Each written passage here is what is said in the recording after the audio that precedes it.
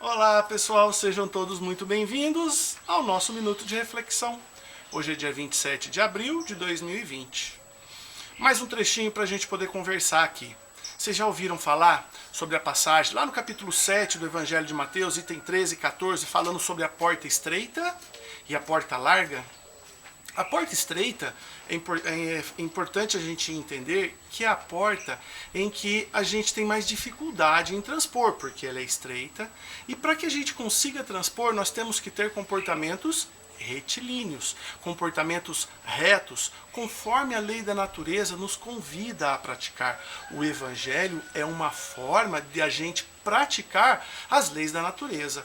E a outra porta, a porta larga, é o portão largo, é a porta da perdição, onde todos conseguem passar de forma muito simples, que são comportamentos de vícios, paixões, orgulhos, vaidades, o egoísmo, que está muito na moda agora. Então, pessoal, é importante a gente nessa parábola identificar o que seria transpor a porta estreita e o que seria transpor a porta larga. É lógico que Jesus convida bem-aventurados daqueles que transpõem a porta estreita, porque deles o reino dos céus. E a porta larga haverá choro, prantos e ranger de dentes. Então, vamos conversar um pouquinho. Às vezes a gente acha que um comportamento nosso é a porta larga.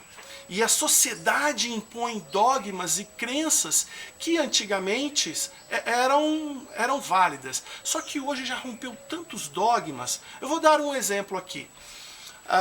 Bem pouco tempo atrás, a gente conhece, busca na história, quantas mães, quantas meninas não fizeram aborto por conta de que era recriminado a pessoa ficar grávida sem ter casado. E aí recorria ao aborto. A gente ouve muitas histórias tristes.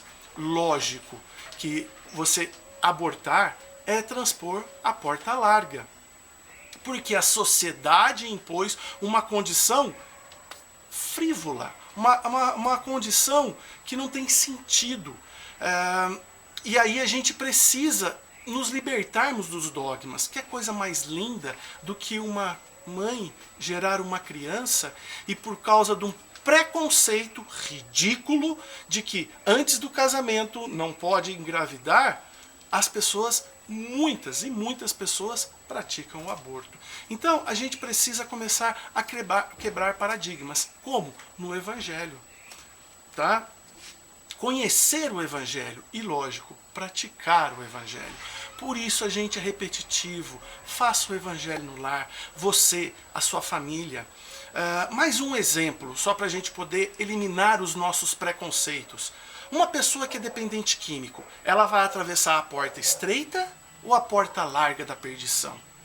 Será que a gente tem capacidade para julgar essa pessoa?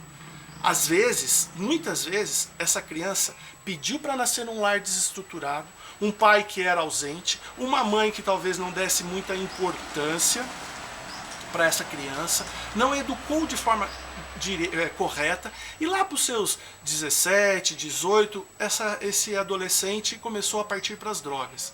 E foram alguns anos a fio, e aí ele passa uma vida toda como dependente químico. Talvez até lá na frente ele saia. Mas ele pediu para nascer o seu DNA com essa tendência a ser um dependente químico, mais do que, por exemplo, o seu irmão. Por que ele pediu para nascer dependente químico? Talvez, numa outra vida, ele tenha trazido nessa carga genética, numa outra vida, ele era o quê? O traficante.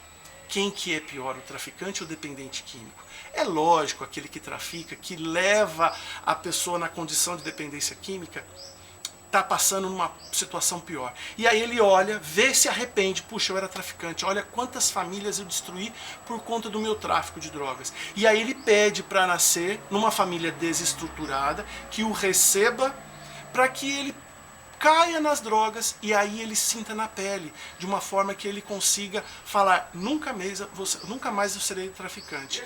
Quem somos nós para julgar essa criança, esse adolescente ou este adulto? Então a gente costuma, não, aquele lá é dependente químico, ele está passando pela porta larga. Às vezes não. Às vezes a necessidade dele é exatamente passar por isso.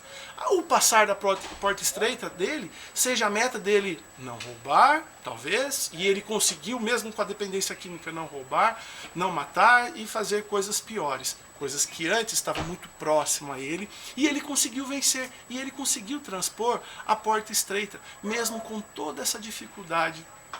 Tá certo? Então é muito importante nós quebrarmos paradigmas para apontar a porta estreita e a porta larga. Que jeito? Estudando o Evangelho e praticando o Evangelho. Que forma?